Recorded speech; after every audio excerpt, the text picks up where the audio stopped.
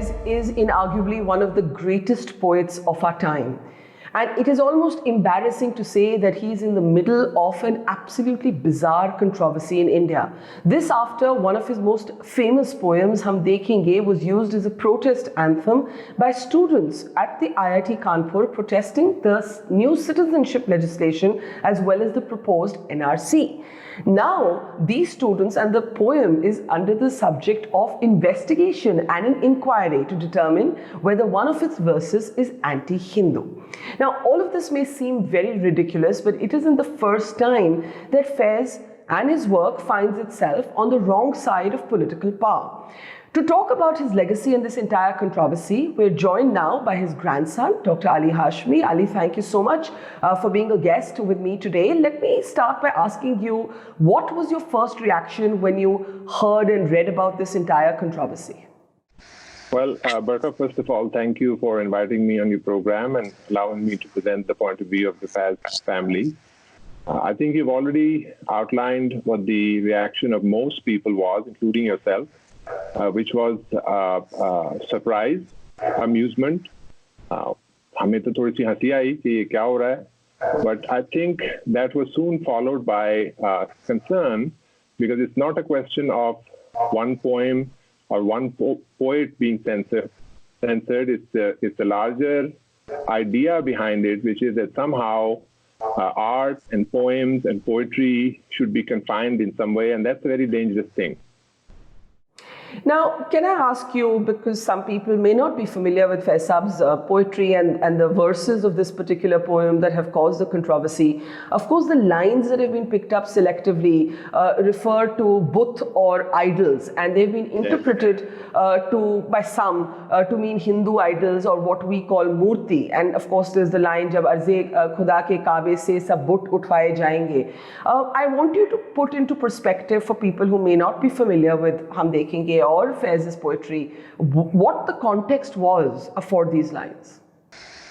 Barkha, thank you again. It's, those of us who have even a elementary understanding of poetry were extremely surprised when one word out of the poem was taken completely out of context. So the lines that you recited, "Jab arze khuda ke kaabe se sab but utwaye jayenge, hum ahle safa mardude haram मसनद पे बिठाए जाएंगे, सब ताज उछाले जाएंगे, सब तख्त गिराए जाएंगे." So the first thing is, arze khuda means the land of the Almighty, which is referring to the entire world. तो इसको एक तो ये बात हो गई. फिर उन्होंने फैज साहब ने लिखा है, जब अर्ज़े खुदा के काबे से, उन्होंने काबा कहा, एक तो बाबरी मस्जिद तो कहा नहीं उन्होंने, पहली बात है. दूसरी बात है कि बुत जो है वो तो एक मेटाफोर है, वो सिमिली है. And poetry relies on metaphors. Poetry relies on things of this sort in order to get the message across. So, बुत जो है वो आपका महबूब भी हो सकता है. बुत जो है वो किसी जालिम को भी आप कह सकते हैं. बुत जो है वो आप अपने आप को भी कह सकते हैं. You can refer to yourself as a butt which needs to be cleansed of impurities. So, these are very, very elementary concepts for people who understand anything about poetry.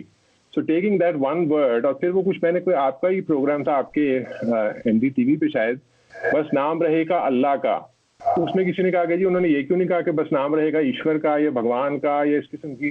तो अब इस बात का क्या जवाब दिया जा सकता है कि मतलब इसमें एक पोइट्री में से एक लफ्ज लेके आप उसको एक रिलीजियस रंग दे रहे हैं. So it's rather ludicrous.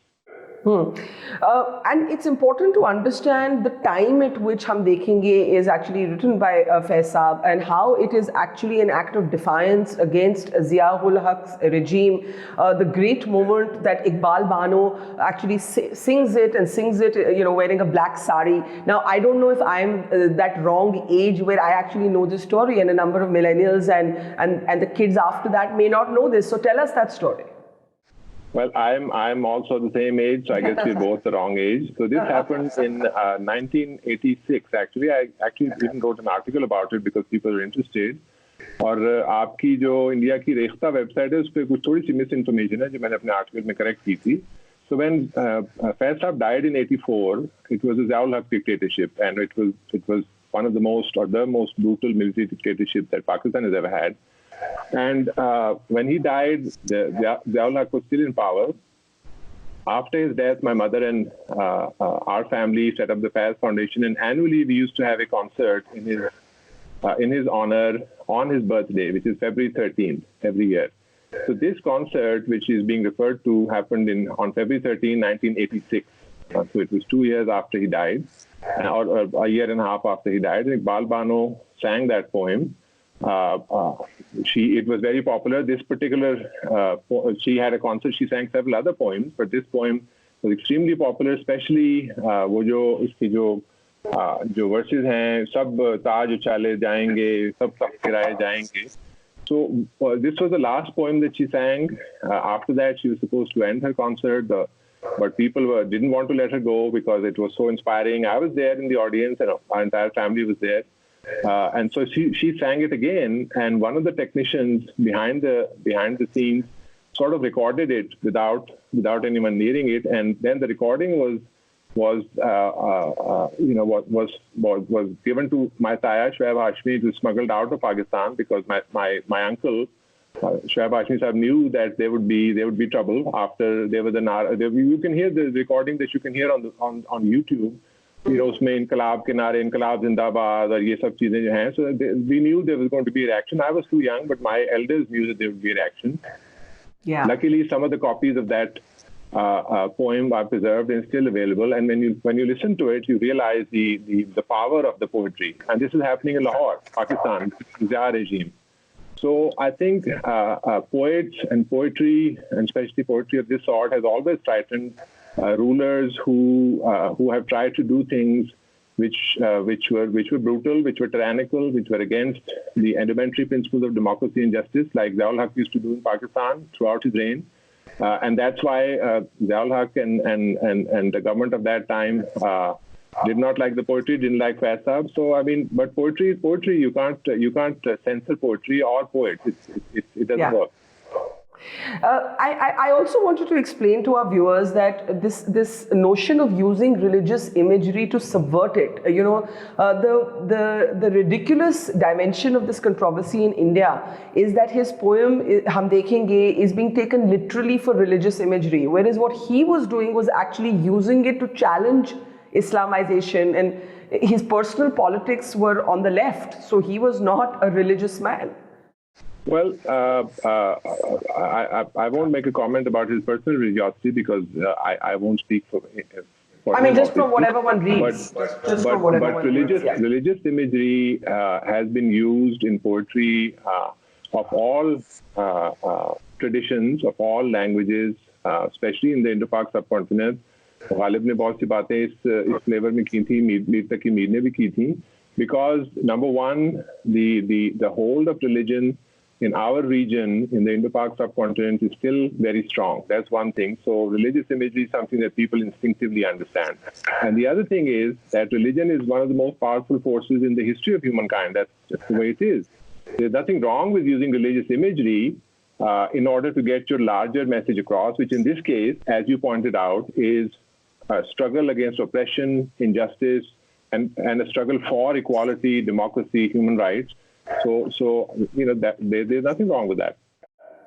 Can I ask you, in one of your interviews, you said that to call Faiz Ahmed Faiz a Pakistani is a misnomer. He was as much Indian. He belongs as much to India as he did to Pakistan. Can you explain what you meant by that? Because obviously you're not interpreting his citizenship technically.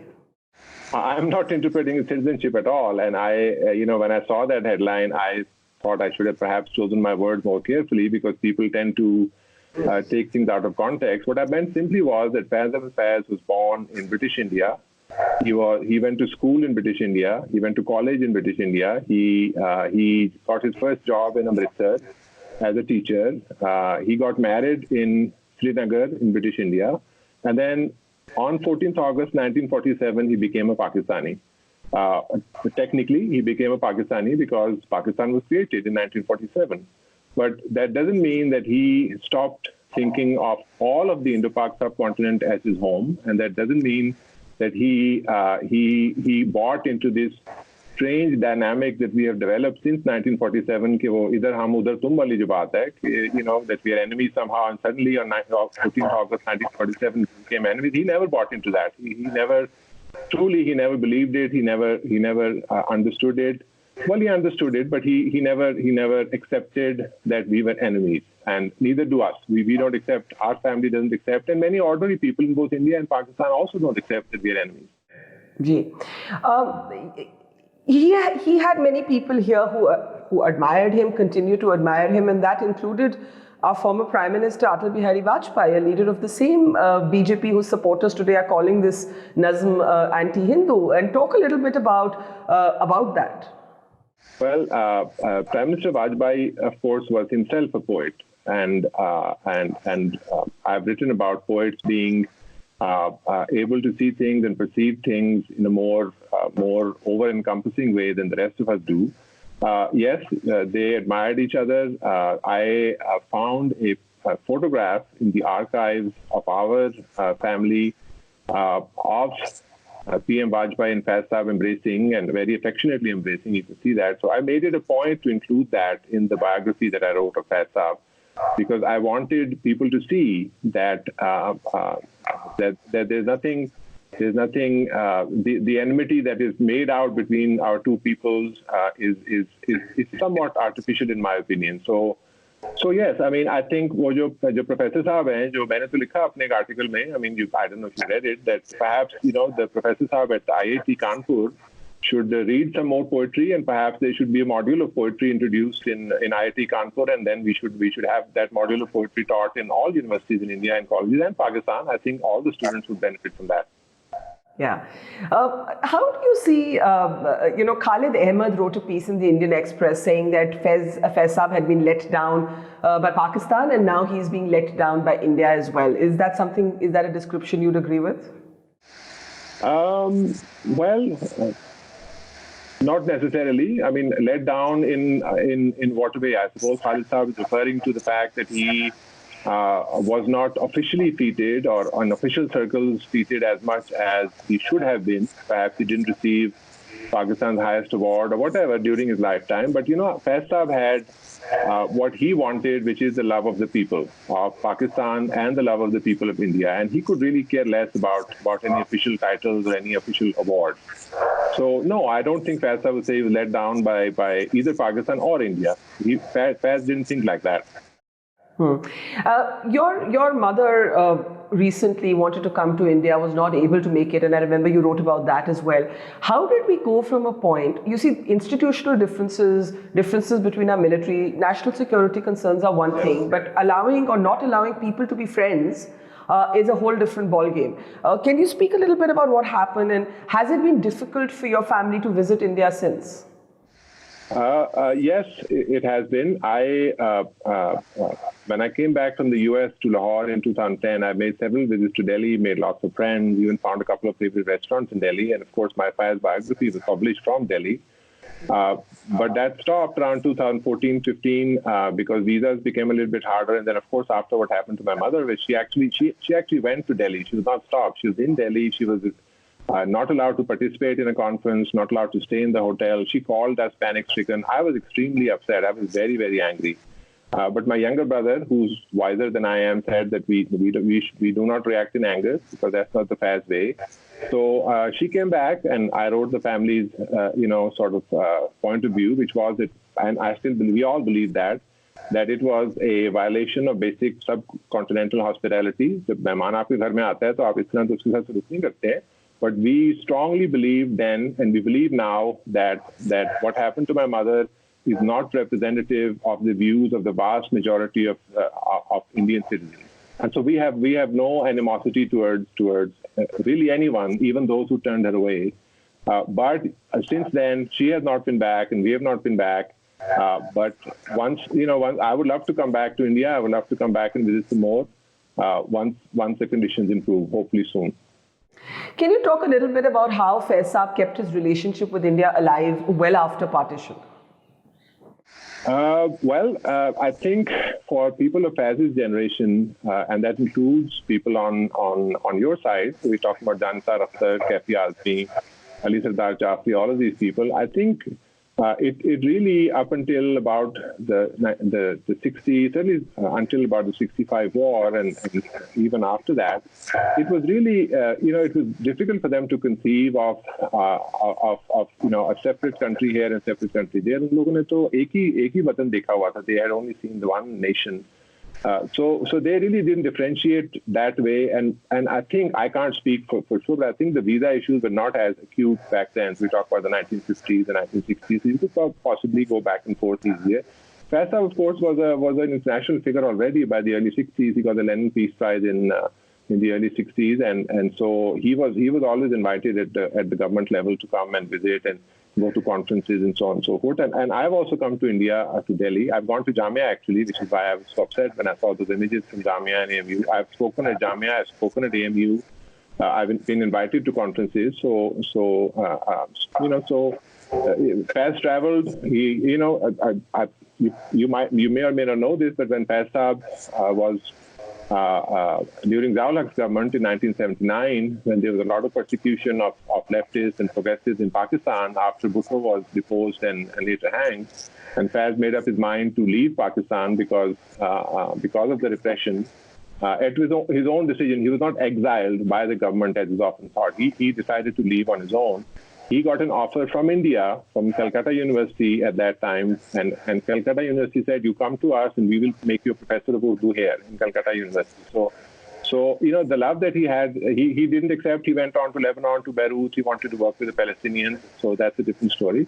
But the love that he had for the Indian people, and the love that the Indian people have always had for him and still yet have for him, especially the students of India, the young people of India, I mean, it really has warmed our hearts to see how popular he is still with the young people. And we are sorry that some people are angry that the students of India are reciting Faiz, but we are very happy that he's being recited. And that's quite a story, by the way, about Calcutta University. I did not actually know that, so thank you for sharing that. I want to ask you, not enough people of a younger generation or people who have started this controversy know how much Faiz personally suffered in terms of raising his voice against oppression, against tyranny, against dictatorship. And, he spent years away from his family often. I think I read something about when his brother died, how that was a moment of deep anguish. So can you share a little bit about that?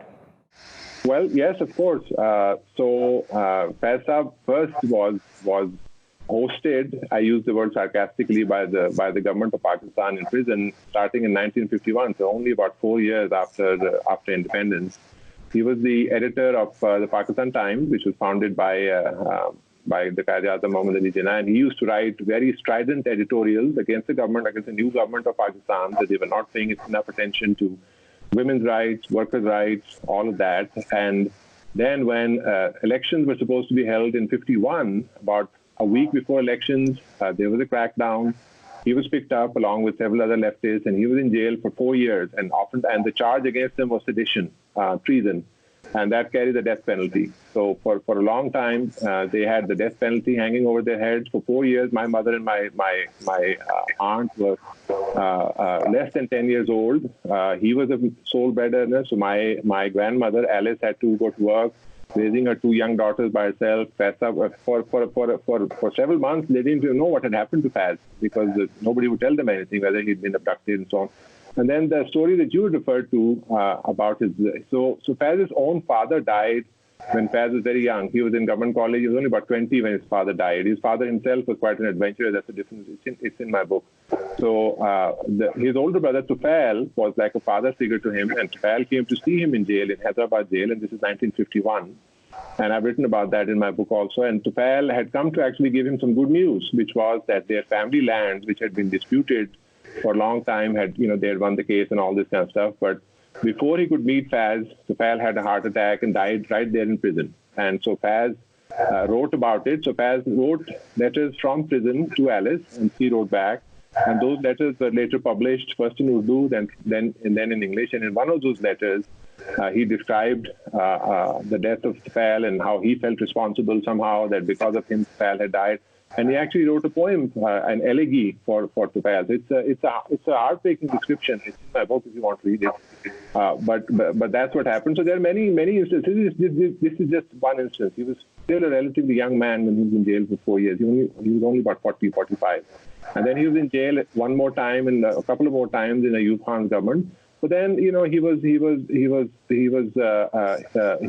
kept away from opportunities for government jobs and so on and so forth. He himself didn't want to, because the condition always used to be, if he was offered something that you can do this, but then you have to do what we say. And Faiz was not having any of that. So he was not interested in doing what was required of him, or singing qasidas in favor of the government of the day. He was going to say what he was going to say, and people who and governments who are not representative of the will of the people don't like that. So he, it's all very humorous for us. People sometimes say, oh, Faiz left you a lot of money, Faiz left you a lot of this, Faiz had all of this. And, we always laugh and say, the only thing he left us was the book, his book of poetry. We've never seen any money. If there was any money that he had, we've never seen it. All we've got left is the book. And for us, that book is more precious than any money in the world. Of course. I mean, that book is everything. But let me ask you in the end, if Faiz Saab were alive today to see this controversy over Hum Dekhenge, how do you think he would have responded? What poem or words would he have cited? Would he have laughed it off? Would he have been cynical? Which one of his sort of nazms or verses comes to mind when you look at the bizarre nature of this controversy? So I think either it was what happened at Jamia or AMU, or perhaps more recently JNU. When I heard about that or saw it in social media, one verse, one share came immediately into my mind. I mean, there's so many that one can think of, but this one came into my mind. I think Faiz Saab himself would probably have not, he did not involve himself in day-to-day controversies. He would have said something, but he wouldn't have said something immediately in order to speak to the media or whatever. He would have written a poem about it. But let me read you a couple of verses from what came to my mind when I saw what was happening in Jamia and AMU and then at JNU. So the poem's title is Tarana. I'll read it in Urdu, if that's okay. Yes, of course. So the poem goes like this. ऐ खाक नशीनों उठ बैठो वो वक्त करीब आ पहुंचा है ऐ खाक नशीनों उठ बैठो वो वक्त करीब आ पहुंचा है जब तख्त गिराए जाएंगे जब ताज उछाले जाएंगे अब टूट गिरेंगी जंजीरें अब जिंदानों की खैर नहीं जो दरिया झूम के उठे हैं तिनकों से न टाले जाएंगे. And this is the next verse is what came to my mind when I said it. So the verse goes, कटते भी चलो बढ़ते भी चलो बाजू भी बहुत हैं सर भी बहुत कटते भी चलो बढ़ते भी चलो बाजू भी बहुत हैं सर भी बहुत चलते भी चलो कि अब डेरे मंजिल ही पे डाले जाएंगे. That's what came to my mind when I saw all those young people marching, and more power to them. And how would he have reacted to the controversy around him and Hum Dekhenge? Like, would he have just laughed? He would not have said anything. You know what he would have said? He would have said, "Chodo bhai, theek hai, chodo." That's what he used to say. That was the way he would dismiss things. He would have just said, "Chodo bhai, theek hai." Well, we do live in strange times in Pakistan and in India in different ways, but I think there must be something heartening about the fact that Hum Dekhenge is such an anthem for young Indians across campuses, and it's totally disconnected from which country he was born into or which country he became a citizen of. It's the words, I think, that speak to students. Thank you, Ali. It's been a pleasure having you on the program and a pleasure talking to you. Thank you.